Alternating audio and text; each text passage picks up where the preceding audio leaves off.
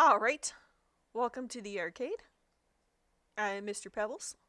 Last time we explored Warden's area. We found a lot of humans there, and we discovered that Warden was unfortunately destroyed.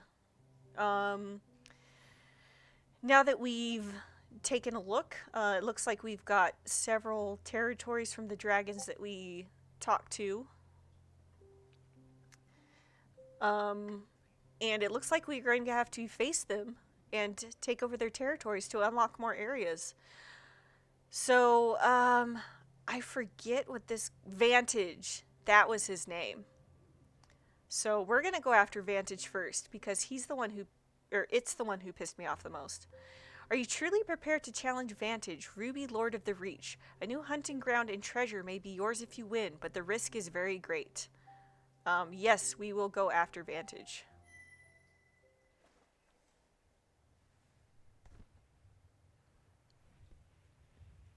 The skyward reach. The cool winds tease your feathers as you survey that dry land from just under the clouds. A few trees grow here, but their smaller cousins form a lush patchwork of gold and purple, threaded with green ravines and rocky gorges. Great horned surefoots roam here in loose clans. Caves shot through with shinestone veins sleep beneath the hollow hills. Aw, yeah. The time has come for it to become yours. Drawing in as much air as you can, you unleash a song of challenge against its protector. O Vantage, Lord of the skyward reach, the cool dancing grasses, the heather sweetened good beasts, they call to me. Surrender to me the warmward span of the reach, all that lies within sight or scent of the spirit wood, for I name it unto myself. I shall stand upon the exposed earth beneath a fresh, closer sky, and partake of new things. I have grown mighty indeed. Behold, I cover the sky. Put not your teeth against mine, or this sun you shall dine upon your own essence. This guy is gonna cheat. So we gotta be on our game. What emerges to greet you, however, is not Vantage, but a white black. A glinting, shiny thing held in its beak draws your attention, and you follow it to the ground. It sings to you. Welcome, sovereign of the spirit wood. Great Vantage has accepted your challenge and will dance you to destruction. Please proceed into Earth's body to its lair. Ask Vantage. I know why Vantage will not meet me at its scent boundary, because it's a coward. Ask about Vantage. Ask after the magpie and the shiny thing in its beak, and descend. I'm going to ask it why it will not meet me. The breath of the Rubykin is hot beyond fire. If you were to dance here, the skyward reach will be set ablaze. The overseer of the skyward reach will not risk the health of the land. The great below is better suited for a dance of destruction. You have great Vantage assurance that it shall not harm you before you reach its lair. Great Vantage, the true and just kin lord of the skyward reach, is wise far beyond even its many turnings. Here in the dry-bladed overworld, it stands against its rivals, the other kin who would rob it of its precious prey.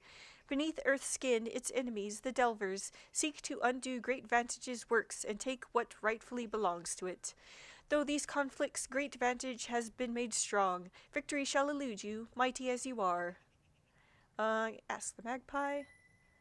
This one is all that glitters, humble servant to Great Vantage, the true and just. A contest was held among the many white blacks who call this land home, for the privilege of becoming the Great One's herald. This token I bear is proof that I have pleased our Lord, and been given the right to hold its authority in my mouth in my song. I am the 26th to do so. Being able to comprehend such a vast number was instrumental in my victory. Alright, time to descend. I know he's gonna have traps. The hole is so narrow that it nearly chokes on you, but eventually you twist and flow downward and away.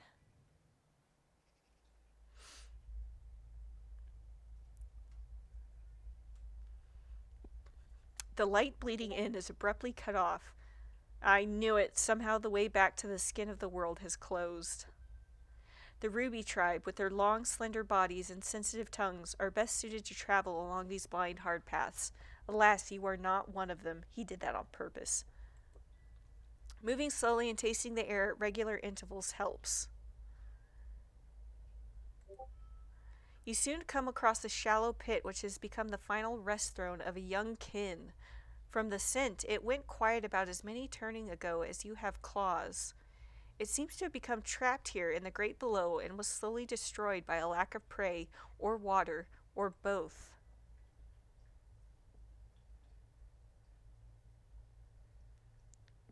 Sorry, just checking something real here. Every move you make down here will sap your energy. If you are not careful, you shall claim a tunnel or crevice forever, as this once akin has. A suffocating inn bereft of glory, with not even plants or trees to restore your body to the great circle. Rush back out the way you came, remain calm, and keep moving forward. Something is hidden here. Check it out. Just as you are about to turn away, something catches your tongue, a tiny hint of treasure. Pawing through the bones, you discover. It seems this youngkin found something quite valuable before it expired and swallowed it for safekeeping. Alas, it could not be nourished by it, but perhaps your trove could be. Take it or leave it behind.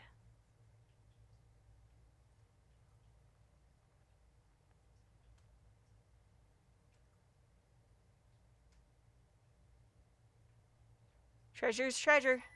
You gulp it down, thinking about how lovely it'll look in your trove, and move on from this newly impoverished corner of the below.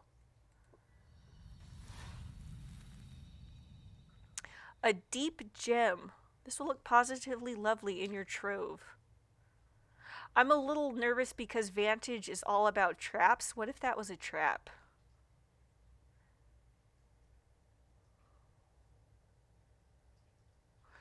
The pathway dips, rises, winds, and bends. At times you do not even know which way is up.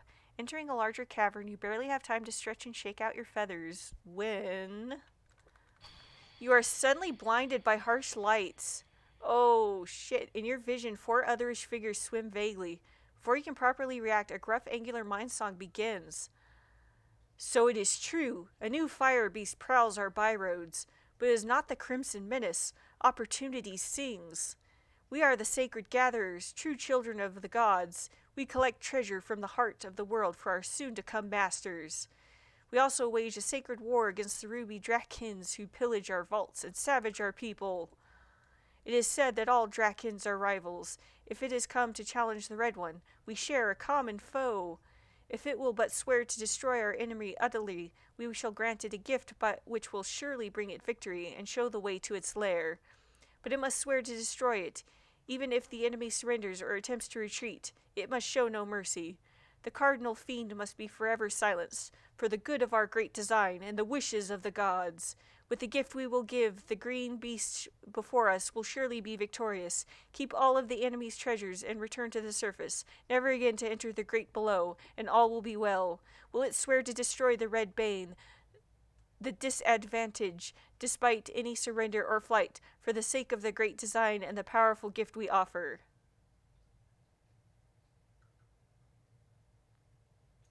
I think it's a trap. I think this is a trap. I think I'm going to say no. I think this is Vantage messing with my head.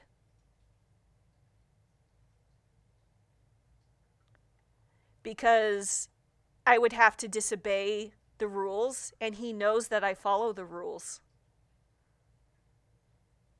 I'm going to say no.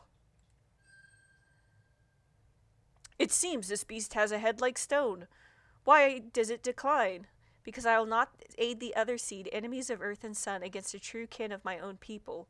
Because if I do not defeat Vantage myself, I shall not truly own the victory. Because I refuse to violate tradition, because I do not wish to. I'm going to say because if I do not defeat Vantage myself, I shall not truly own the victory. Or because I refuse to violate tradition. No, I'm going to be proud. If I do not defeat him myself, I don't own the victory. Because that's going to also throw him off, because he knows I'm traditional. Yeah. If it will not aid us, it shall be destroyed as vermin. Dare you stand against our noble music? Yeah, bitch, I do what I want. Yes. You prepare for battle, but it never comes. Oh! Slowly the blinding light fades. It seems the Delvers have been turned to stone. Or was that what they always were? Then how? No bamboozling today. Yeah, I had a feeling. I knew it. He's going to run me through the ringer. He's going to have all kinds of tricks and traps. That's why I'm worried about the gem I picked up now. In any case, the threat has passed. You refuse to submit to the will of the stunted beings who worship the others. A brief exploration reveals a promising exit from the cavern, and you draw closer to Vantage's lair. Actions improve your reputation among the kid.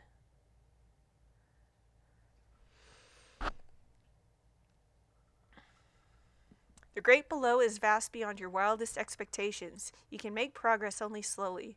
You have come to a sort of crossroads. You can see nothing, but each passageway carries a different dominant scent. Which way? Left, right, or straight ahead?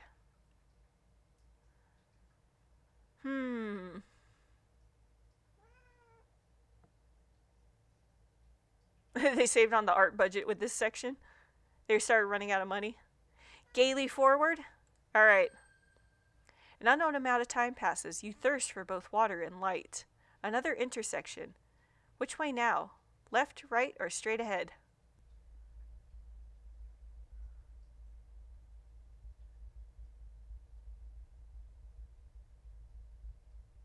Yeah, the colors are different. Do you think because he's a red dragon, the red color is what I should be following?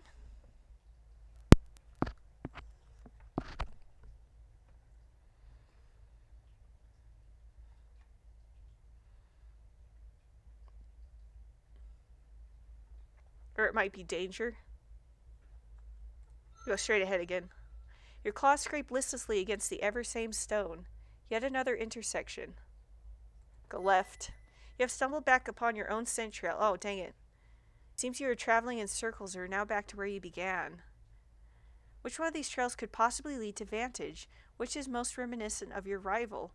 You give an exasperated sigh and prepare to try again. Which way? Follow the gold one?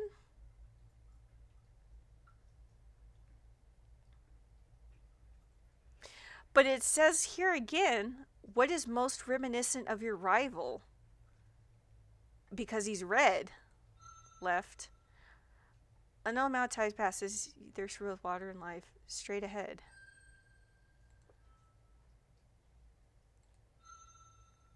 Yes, that is surely Vantage's scent. Okay. Yes. So it's because we didn't click a red one. Surely Vantage's scent, and it is getting stronger. You must be drawing close to its lair. The scent of something delicious rises in the darkness. Oh, he's going to try to trick me. Water and food at last. This great horned surefoot must have blundered its way down here and gotten trapped. I'm not that stupid. I'm not that stupid. Its misfortune and subsequent destruction is your gain. Parched and ravenous, you are quite lucky that Vantage did not know about such a sweet morsel so close to its own home. Insulting. What will you do? We are going to pass them by.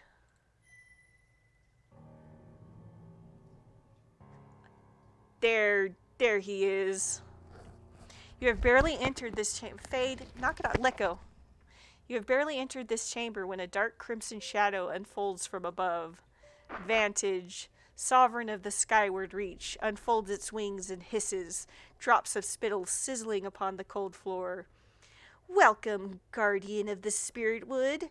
You have found my resting chamber. I am impressed. 2 of my previous rivals now rot in the under passages. For a tree-sheltered, light-loving emeraldkin, you have fared better than most in the great below. However, you come in vain. Victory is already mine. Oh no, it's the gem! I shouldn't have taken the gem! Vantage opens its maw and a keening noise fills the chamber like the cry of a shrieker. Suddenly within you, something grows hot and bursts. Shards of agony slice through your core. Coughing and gagging, you taste your own essence and spit out a small crystal chip. It was the gem. Orin! Eat the treasure! Eat the treasure! It was a gem you found. It was a trap all along. Vantage hid it, but poorly, to make you believe you discovered it yourself and somehow shattered it. I know it was treasure, but it was suspicious treasure.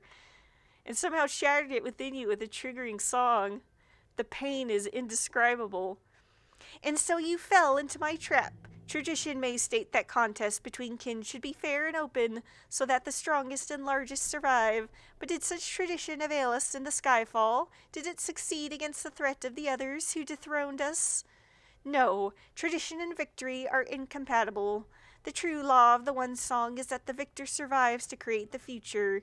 Our enemies, the others and their seed, spread both above and below. If we are to save this world, we must cast away our traditions and become as pure and limitless as the void. As a true kin, I shall give you one chance to surrender and leave this place, never again to challenge me. Your next song should be one of thanksgiving for my generosity. Meekly... There are 2 hidden options. Meekly sing a song of surrender and thanksgiving and return to the green. Repeat your song of challenge, this time to Vantage's very face. There are 2 hidden options. Oh, no, I'm not strong enough for them. Oh, Orin. God damn it. Treasure is treasure. Alright. You dare reject my magnanimity? Very well then. For the good of the kin, I shall rid blessed earth of you before you find another to dance with and create more idiots in your image. Feel my wrath.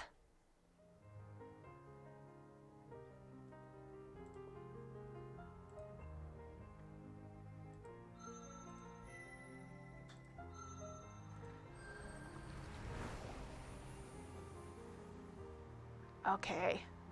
Oh, we're winning. We're winning.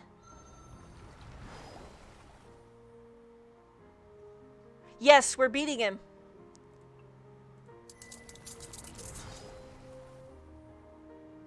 I think we got him. Yes! Enough. I yield. Victory alone is truly impartial. It seems as though I was the fool all along. The warmward hills of the skyward reach are now yours. Other kin shall hear of my defeat and attempt to take what is left. I must rest and prepare for the inevitable challenges from below. Before you leave, hear me. I baited you to the great below, where the emerald kin are weak, and plied you with many traps. I used my mind to try to win the battle before it was begun. I defy tradition, which dictates that challenges should be met openly, and that the strong of body should be victorious. Was I so wrong to use the mind I was given to escape from the bonds of tradition, to explore another way of being? Judge me. Oh, you were wrong, for your way would have led us only to deception and weakness in time. You were wrong, for tradition is sacred and beyond the graspings of any one mind. You are correct to do as you did. Innovation may be the savior of our people yet. You are correct to do whatever you could to win. Survival is our one true goal. There is no such thing as right or wrong. Turn and leave silently. I like the innovation. Innovation may be the savior of our people yet. Flexibility. Because I'm being flexible, technically. Because I'm also doing stuff wrong. Like, I'm being traditional, but I'm also being very compassionate and making friends. I think I'm going to choose this one. Yeah. You were correct to do as you did. Innovation may be the savior of our people yet. Just like water. Yep. Gently, you praised Vantage's ingenuity and departure from the old way. Ways and traditions are meant to change, after all. They are not always what they are now, nor shall they be. But those who innovate must be prepared for rejection, for failure. Such is the burden of the new. If Vantage's traps were not enough to stop you, they will not be enough to stop the others. Vantage bows its head. Yes, it is as you sing. I will seek yet another way, something newer than new. We must survive. There are fewer of us each turning. The seed of the others chokes us all, drawing us down. I humbly ask that you leave me to my meditations. You leave it there in the darkness and found your way back to the surface.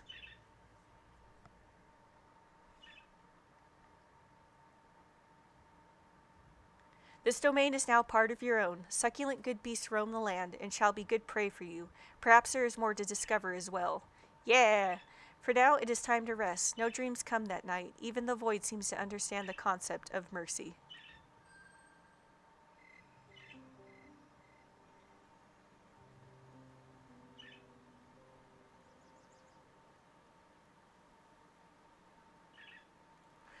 I'm wondering if I should... Oh.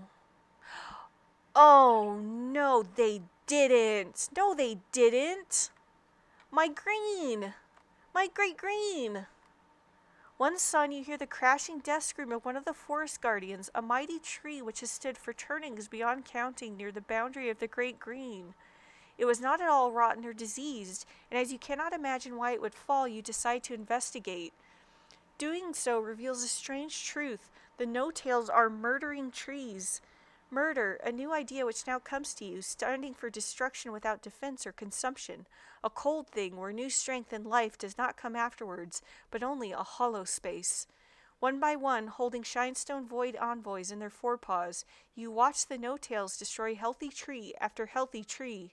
Perversely, they ignore the old and brittle ones who cry out to be harvested and take only the vibrant, the unappointed. When they have murdered as many as their enslaved grazers can haul away, they depart.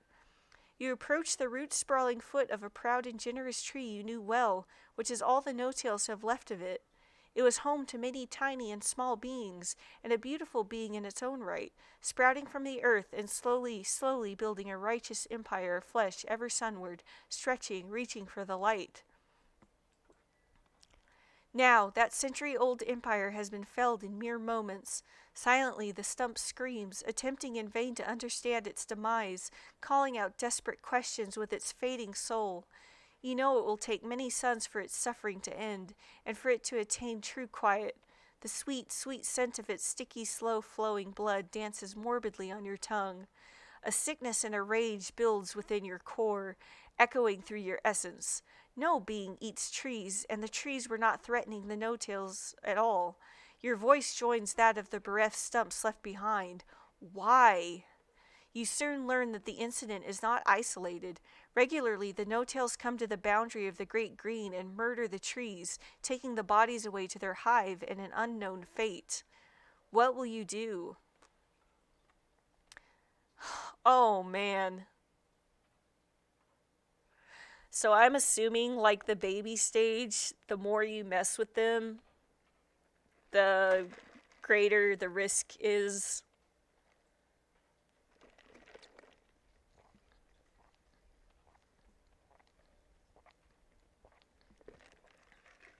But I'm the protector of the great green.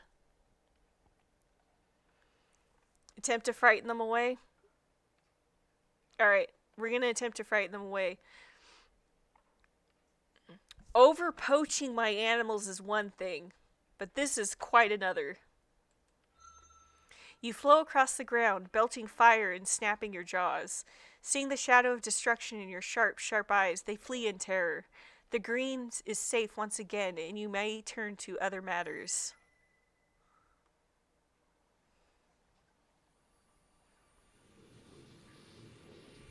Inner fire has grown so powerful you can now consume treasure, devouring shiny things for energy. Why would I? Oh, nice, nice. 8th grade of mastery in air. Store living thunder in your body and unleash it upon contact with an enemy. Shock ignores armor and fire resistance. It may stun the opponent. How do I get more? I need more water. Let's go. Let's hunt.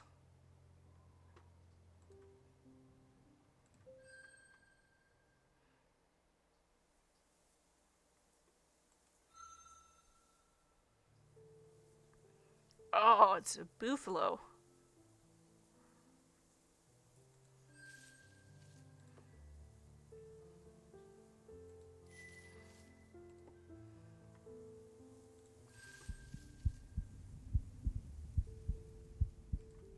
I missed. Oh, I missed.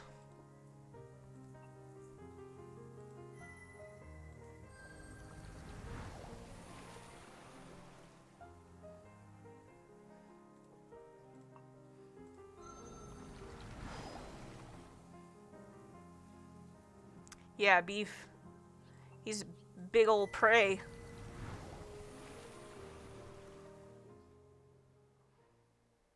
This was worthy prey for even the largest kid, and you can't keep your tail from curling with pride as you dine upon its voluminous body. Its shaggy pelt seems worth bringing back to your lair as a reminder of this fine repast.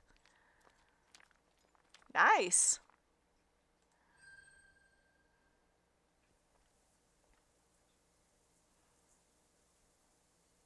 What is this? Oh. An auroch.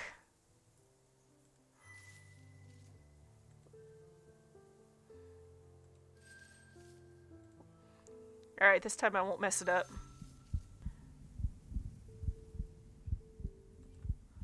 Yeah. Maybe the horns are a treasure.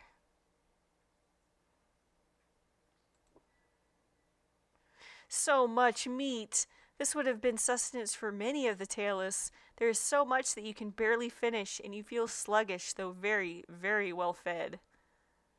Oh no, the horns don't bring you anything. Alright, I am done hunting. Nomsh. Yeah, exactly.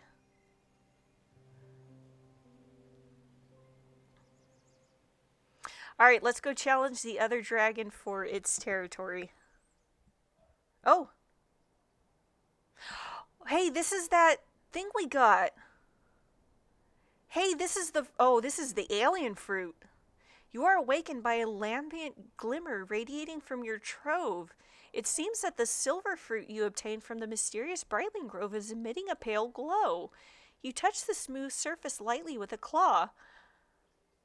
The air is suddenly heavy with the sense of unknown flowers drawing you down and into yourself. How? Why? That scent. The flowers. Oh no. Oh no. Well, I was gonna go challenge the other dragon. ...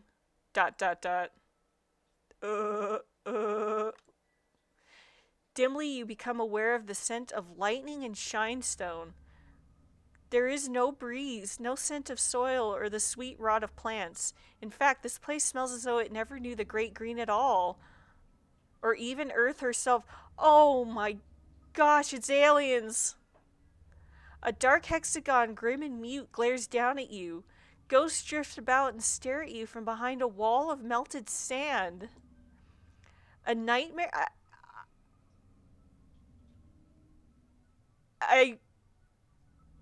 Bro, I think I got abducted. A nightmare? You look around. No, you cannot move your head. You cannot look away. Your body can barely move. Trapped, nearly paralyzed. Is this how your story ends? No dance of destruction? No challenge? No last song? If they destroy you, your body will not even be eaten by Great Earth. Something horrible and other is scraping at the inside of your mind. Greetings, greetings, greetings. Calm, calm, still, lie still. No danger, no danger. No, we wish your mind. Open, show us mind. To see inside, give the inside of your mind. Give to us. You do not want to be here. Your mind and essence are urging you to break free and flee this place. Flee farther than far. Harness all of your power and attack. Keep calm and remain still. Well, we're green for keep calm and remain still. I am blaming everybody for this. This is everybody's fault who told me to do the alien stuff. Everybody be cool. Everybody be cool. Everybody chill. Everybody chill. Although your instincts call you to action, you realize that the best chance for you to escape is to remain calm and understand this horrid reality and its ghosts. The calming influence of Earth within you soothes your spirit. You're able to swallow your fire and meet whatever comes next with clear eyes. Truth, one truth, let mind combine. Behold, feel, digest.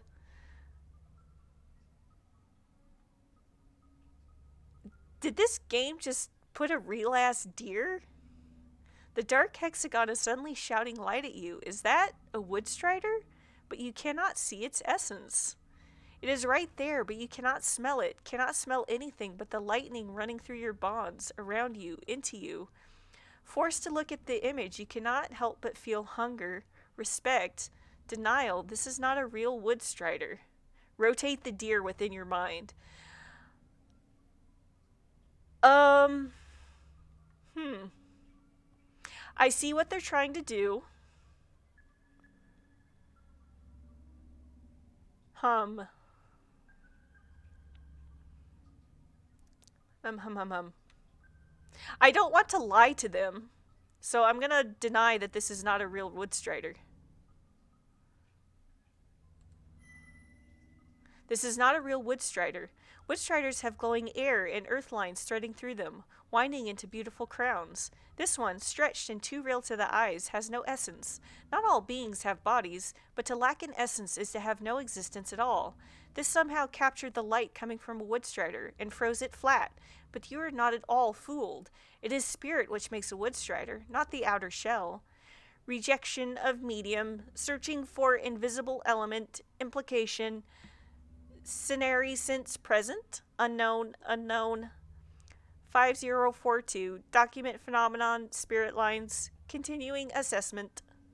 Oh, your eyes are now assaulted by the image of a no-tail larva. Again, there is no scent and no essence to sense. Your immediate reaction is one of hunger, rage, interest. Are the tailless connected to these other ghosts? I'm going to choose interest. I love how it's just they're straight up just pasting Google images. You cannot see clearly through the barrier, but these others bear some resemblance to the no-tails. They are lighter, however. Brightlings, perhaps? That would make sense. The Brightlings are known to take an interest in the tailless. As you begin to speculate about their possible relationship, you see movement among the bright beings outside. Hypothesization, linking experience through logic, cognizance of ambassador unit mimicry, index upgraded. How long will this continue? Why are they forcing you to look and look and look? Oh! The tailless larva is now an object made out of gleaming shinestone. It seems to be in the shape of a kin. It causes you to feel appreciation. What skill? Connection. It reminds you of yourself and all that you are. Anger. How dare they use an image of your people like this? Desire. It must be yours. Desire. Actually, appreciation. I kind of torn between both of them. I'm gonna do appreciation. I am an appreciation of the arts. It's skillful. You find it gratifying that whatever that created this artifact values the beauty and form of your people. What is more, it seems to be made out of gold, one of the ultimate forms of shinestone, a fitting tribute to the greatness of the kin. You lack both the skill and the digits necessary to craft such a thing yourself. It is truly valuable, and a testament to the creative skill of the others and their seed. Looking at it, it is hard to think that they are without merit. Detail processing, interest registered, high cognitive possibility. As the final image fades, the hexagonal surface darkens again. The bright beings seem to be moving around and singing to each other, though all you hear is muffled patches of gibberish. After some time, the symbols appear in your mind again, somehow both sophisticated and crude, like someone attempting to sing a song which they have never heard before. Data collection complete. Presence of unregistered sentience confirmed. Oh no. Gratitude, interest. More tests required. 153 procedures. Oh, scheduled. Thank you for your continued cooperation. Oh no. Unable to protest, you are forced into a larger hive with even more restraints. You cannot help but be fearful, but you know that there is nothing you can do at the moment. There is no way to measure time in this knot place. You are forced to endure much. Oh, you have lost a lot of energy. Poking, prodding, stabbing, questions, light, sound. The broken voice seems to be expressing thanks between each task. A cruel joke. Gratitude involves respect, and if they had any respect for what you are, you would not be subjected to this. After what feels like many moons or even turnings, small holes open above you, and from the holes comes the unnaturally soothing flower scent emitted by the silver fruit. What? What just happened? How much time did I lose? Okay, I guess not much.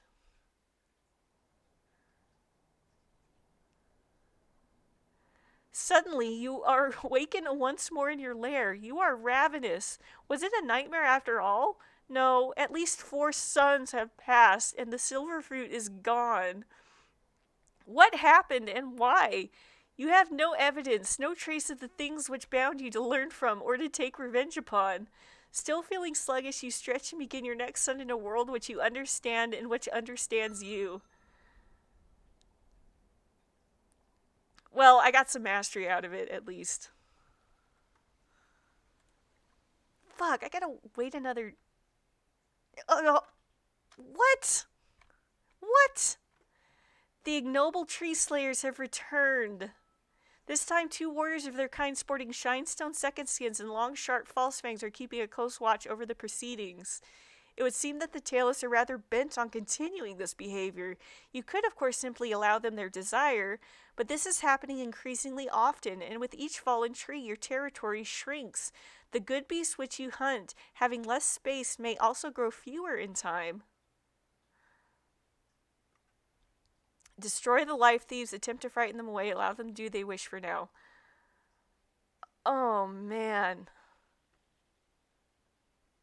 You think it's time to wreck their... I'm going to see what trying to frighten them away does, still. Despite your putting on a brave display of your destructive capability, the tailless warriors are unfazed. Indeed, they seem to have been expecting it. Cautiously yet steadily, they move towards you, 2 long false fangs poking at your armor. Fight or flight are your only options. Alright. Yep.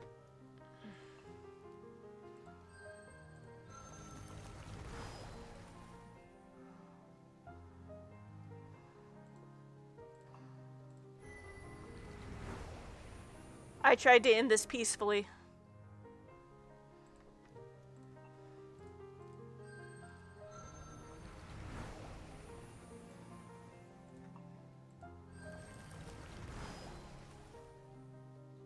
Peace was never an option. Hiding behind stone skins was not enough to save these interlopers from the flames of your wrath. The others flee and do not return. Your territory is safe once again, though surely the No-Tails will remember this defeat. For now, though, you may feel proud in having fulfilled your duty as the living Fang of the Green. Yep, that's what I was... Earning a reputation as a fierce survivor among the kin. Okay, it is. I know, I gotta eat. Look. I'm trying.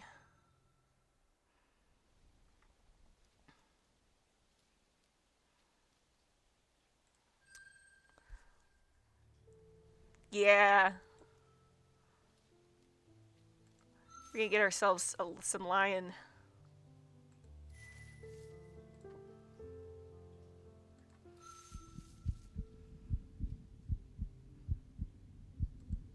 Ah, dang it. I thought that was close enough.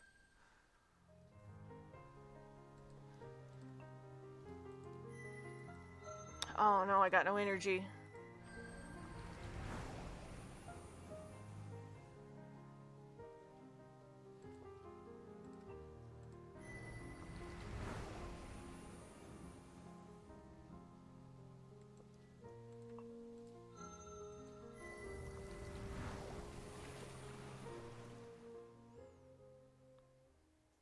The flesh is rather gamey, sticking in your craw, but there is so much of it, you are certainly replete, and its skin will make a fine gift to you, the victor of this dance of destruction. Yes! And treasures! I'll hunt another one of those. Ah, large Furby smelling of trees. Ooh, I wonder if the antlers will give me treasure.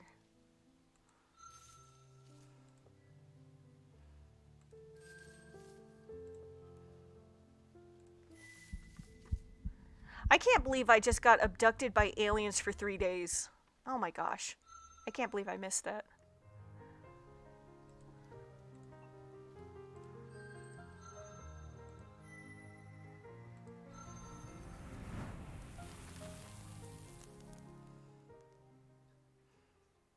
The flesh of this handsome lord of the great green is fittingly delicious. Its crown will make a fine reminder of your beautiful and deadly encounter.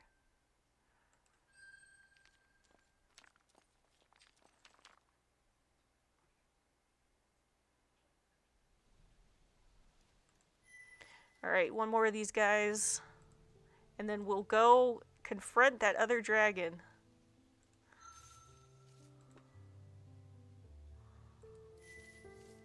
Venison, venison.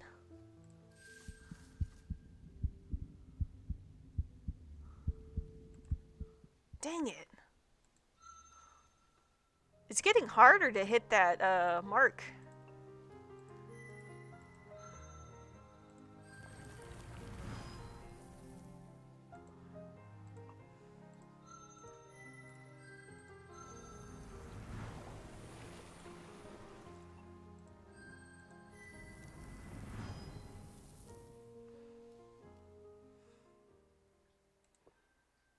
There we go. Okay, we're full up. Yay.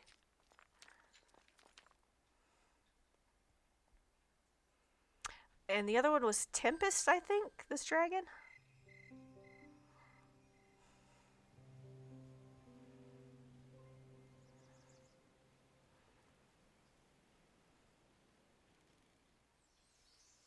Oh. Your lair is suddenly a place of gathering for thousands of tiny beings. These have only just become great enough to create, and many are actively engaged in their intricate dances thereof. And yet you notice that many are already going quiet, their miniature perfect essences fading away into death soon after completing their creative mission. Eat it? You decide to call them sunflies, as their adulthood seems to last only one sun. As their birthers fly off to various places in the great green to bird their eggs and then die, one of the givers alights on your tail. It is exhausted and already having trouble controlling its body. It will soon lose its rhythm and go quiet forever. It sings to you with a humble, simple song. Great being, how many suns have you seen? When you reply that you have seen suns beyond counting, the ephemerid sings, great being, I wish I could see the moon wax and wane, and taste for myself the winds of autumn, when all is sweet, colorful decay, but that is not to be. I must follow the music of my people, and have my shell and leave my shell behind, flying beyond the air with my essence into forever. But teach me, before I go silent, is there more to the one song than the circle dance of destruction and creation? Have you tasted, with your tongue of thousands of days, something beyond, something which is outside the two forces? Yeah, bro, I got abducted by aliens. Yes, you have witnessed the wonder of compassion. Yes, you have discovered the power of wisdom. No, there is only survival, but that alone is enough. There you go. There's your answer. Eat the sunfly. I have witnessed the wonder of compassion. In very gentle colors, because even your song might destroy the ephemerid, you explain that you have touched upon the beautiful, imperishable, eat it, soul of the great music, and you have seen how the many are in truth all one. You have learned to see yourself within other beings, even in the sunfly, and to share in their pain and their joy. You promised the sunfly that its life was good and right, and you blessed the sunfly in the name of the one song, which sees the end of all worlds and yet never, never dies. The sunfly gives one last burst of song, a tiny yet perfect note of wonder and gratitude, and goes quiet. By the next evening, not one living sunfly remains. Their joy and their pain was sweet as nectar and bitter as ashes. What a blessed curse and a cursed blessing is compassion, and you cannot help but think to yourself.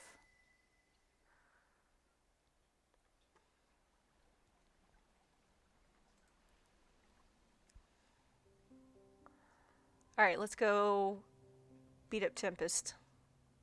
Are you truly prepared to challenge Tempest? A lush hunting ground and treasure unknown may be yours if you win, but risk is very great.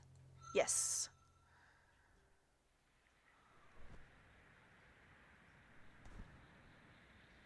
The Empire of Reeds. Water's blessing lies heavy here, and life abounds in diverse forms.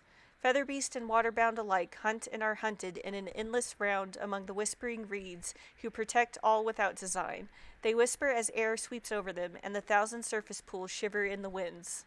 As you fly over it, taking the grays, greens, and blues into your eyes, a delicious aroma rises up of fertility and decay. You can bear it no longer and cry out a challenge. O Tempest, Lord of the Reedlands, your empire is fraught with life. It calls to me. Surrender to me its coldward horizon, all that lies within sight or scent of the spirit wood, for I name it unto myself. The warm, cool waters, the savory flesh of those who dwell neither in the green nor the blue, but both and neither. I have grown mighty indeed. Behold, I cover the sky. Put not your teeth against mine, or this sun you shall dine upon your own essence. Every sway of the reeds, every ripple of the marsh could be the first sign of your foe. You spot a sudden turbulence in one of the deep pools below and prepare to tuck in your wings and dive for an assault. Oh! You barely sense it in time. Something is just above you. Twisting, you narrowly avoid Tempest's poisoned fangs, shoving its head away as it wraps its body around you. Man, exciting. Somehow, Tempest was able to blend with the sky itself, which you did not even think possible. You are not so flexible and attuned to your deep senses, you would likely be poisoned and already losing the fight. Surprisingly, Tempest seems to be concentrating more on controlling your body than damaging it, keeping your head and wings beneath its own. You briefly wonder why, and then it dawns on you. Tempest is going to smash you into the ground. Perhaps it intends to release you at the last moment and avoid the collision itself, or it may simply crash as well and use your body to cushion its own fall. Either way, you have a very short time to damage Tempest enough to force it to let go before you slam into Earth, as from this height you would be lucky just to survive. The dance begins. Oh, man.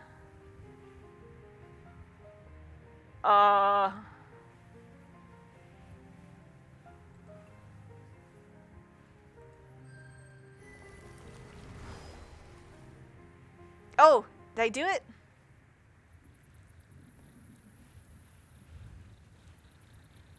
Fighting savagely, you manage to pry Tempest's claws and teeth off of you, then slap its head away with your tail. You have just enough time to right yourself and slow your fall. You are still alive, but you can barely see through the murky water, and your senses of smell and taste are useless.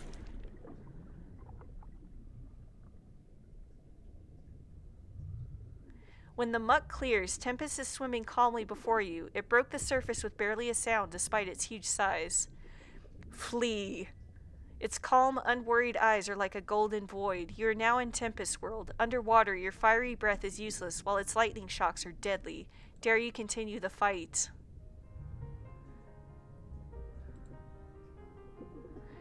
Didn't I have...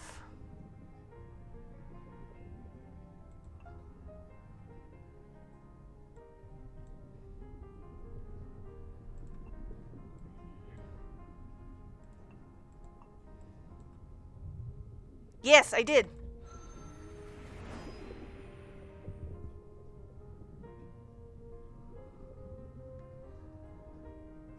I am good at water, but I have... Yeah, I managed to get lightning.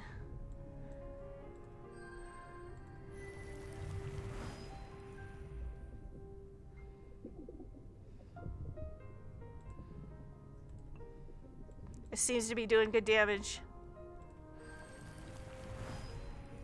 Alright.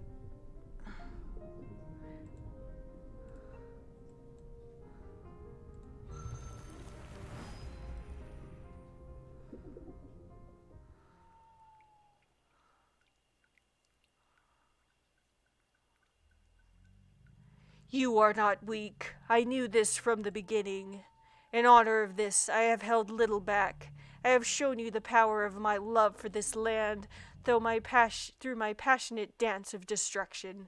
Would you still stand against me? What morsel of food, what hidden curiosity could be worth your end? I am loath to resort to it, but I have a final power against which there is no defense. I offer you this one last chance to flee and live. Stand firm and refuse to yield. Sing an eloquent song of your pure desire for this land. And I have green on that, or flee. So I shall sing Though bruised and bloodied from the combat, you pour your essence into a single pure song, weaving the sigils into Tempest's open mind. Here I stand where blue meets green, an outsider in a mighty empire. But though I am young and dry, I have tasted its joy, felt its honor in these wounds I bear. I am smitten with desire for it, to know it as you have known it. As my own feathers, so shall be each of the countless reeds. As my own essence, so shall be its streams and tarns. With a gentle claw and with gratitude shall I harvest its good beasts, taking them inside and becoming one with them. So shall my actions be. If it is not so, may my body drown in these waters, so that at least in destruction I should become one with this good and fertile land. Tempest replies with a single glowing sigil. I surrender. If you sing of my land with such passion, then I acknowledge your love for it. Take from it as you desire, but if you dare to abuse it, I shall become its vengeance. So it was that you came into possession of the coldward expanse of the Empire of Reeds. Never again did you put yourself against Tempest the Reed Lord.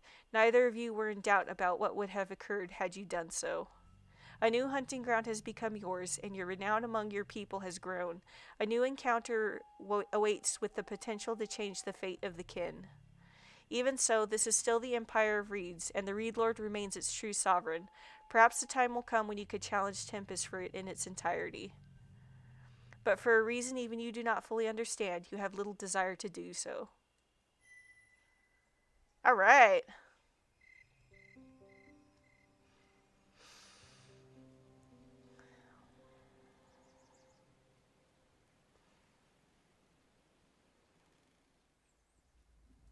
Oh. You. I feel you. The heat, the light, the burning. Come to the fire mountain, the fourth lair. Be prepared to triumph and gain much. Be prepared to perish and lose all. Come. When you awaken, you somehow have knowledge of an island far and yet near where the Elder of Fire awaits. Even to dream of it filled you with pain and smoky hot ambition. Dare you answer such a call?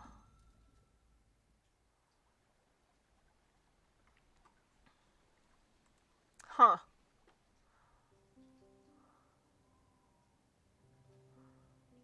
Oh. What is this?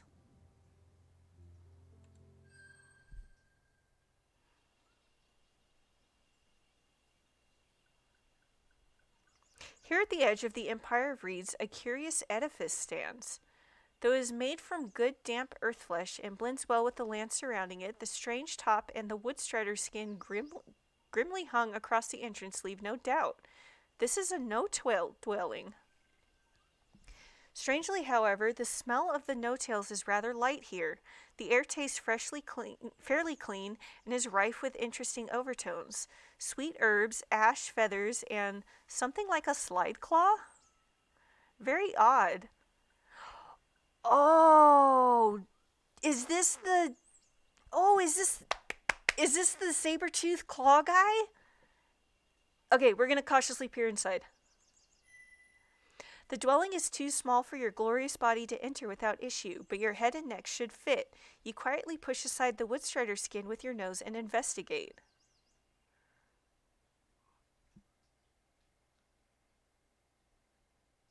Well, there is a cat. Hello, cat.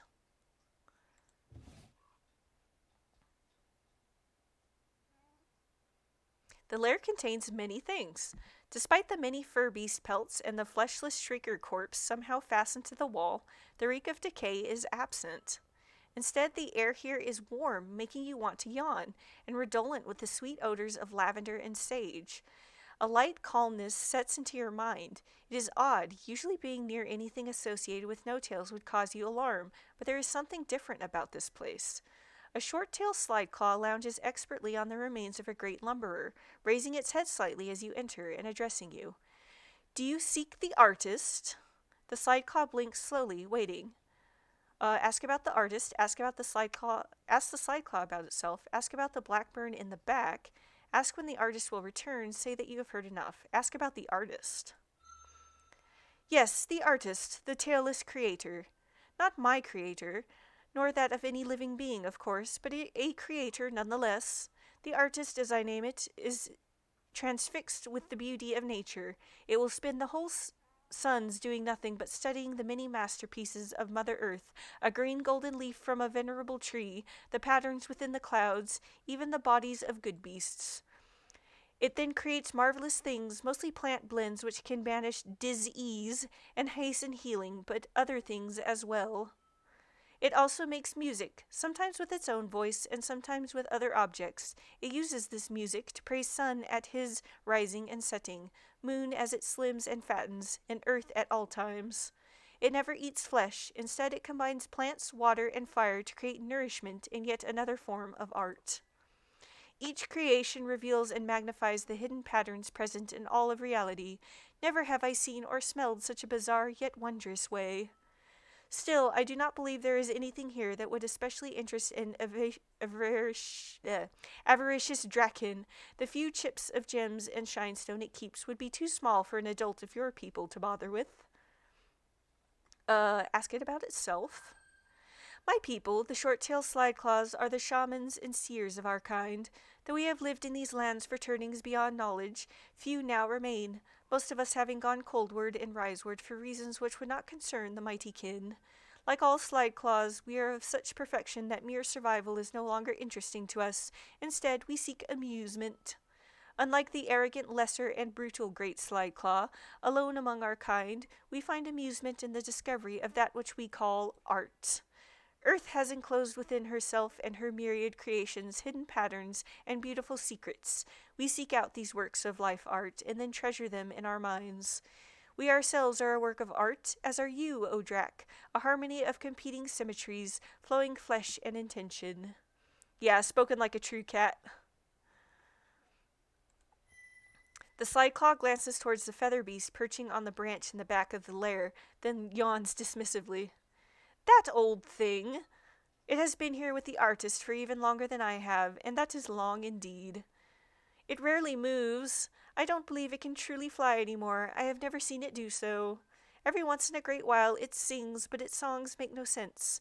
I have no idea why the artist continues to allow its presence. It is more of a pile of dirty feathers and hollow bones than a proper good beast. You are better off not concerning yourself with it. You glance over it, feeling a tickle in your mind like a distant song, but the blackbird appears to be fast asleep. The slideclaw blinks slowly, waiting. Ask when the artist will return. I am uncertain, but its journeys away from here have been shortening of late. Old age has withered its flesh and bent its bones. Its mind is sharp as a fang, but such a thing is of no avail against the great void. No doubt the artist will return soon. It no longer has the strength to travel far. If you return at another sun, it will probably be here. Say that I've heard enough. The short-tailed slideclaw stretches. What occurs now, mighty Drac? There are rumors that the Draken, even mighty as they are, fear the no-tails and destroy them when they can. Will you destroy this place and deprive Earth of a great artist, or risk the wrath of your people by letting it stand? I'm gonna let it stand. Absolutely. I gotta see who this guy is, because it's somebody we've met in our past. I guarantee you. It's somebody we've met. In silent response, you remove your head from the entryway and depart. This mud mound will stand, at least for now. After all, the slideclaw's talk of an artist was intriguing. Perhaps another visit will allow you to meet it. It is only fair to smell the truth for yourself before passing judgment. Yeah, maybe it's that kid that we met when we were a baby. Or it's the kid that we saved, yeah. Oh! A turn of a foot, a twist of a long, graceful neck, a brush of light of feather on feather, a leap away, but then a turn in midair as they are brought back together by a power sacred and mysterious. The great spear striders are dancing, splendid among the brave first flowers and the last shimmering frosts. Their dance heralds the beginning. The time of creation is nigh. Sweetly, sweetly it burns within you. Oh no. Oh no, it is the future, it is possibility, it is life itself, and it demands to be made manifest. The call is spreading slowly like tree roots through your core. You can resist it if you choose, but the spark of infinity which is your essence, wishes to take on a new form, and only through you may it do so. In accordance with your trove and reputation among the kin, you may receive visitors who are interested in performing the sacred dance which begets life with you, or you may seize the initiative and visit nearby Drac yourself. Some may wish to test or challenge you to determine your worthiness, and you too have the right to demand proof of them. It is absolutely imperative that you choose wisely, however. The very future of the kin hangs in the balance. As this is your first time of creation and you are still very young, more powerful or older kin will almost certainly not offer themselves or accept your advances. Indeed, most kin do not successfully create at all in their first time, but you are not most kin. It's time to prepare for booty calls.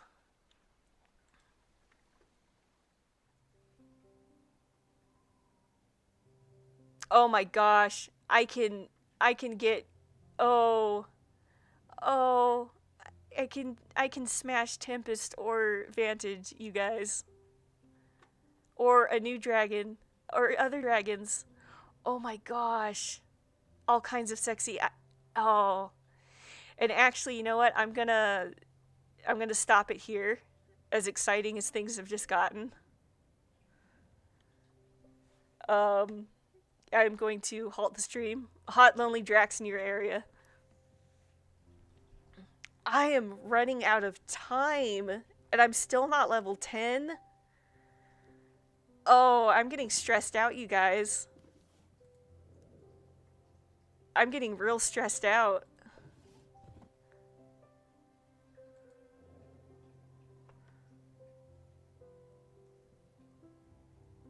Getting real stressed out.